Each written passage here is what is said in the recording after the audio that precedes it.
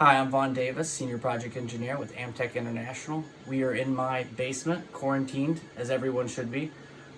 We are working on respiratory masks for our coworkers and employees for AmTech, and that way we can limit our risk of taking too much PPE from the healthcare and people who actually need it right now.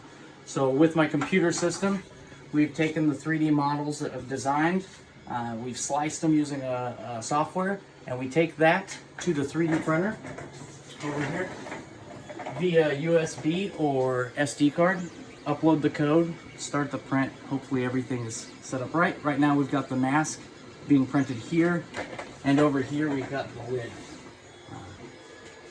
And those two parts, once they're done, take about 2 hours each.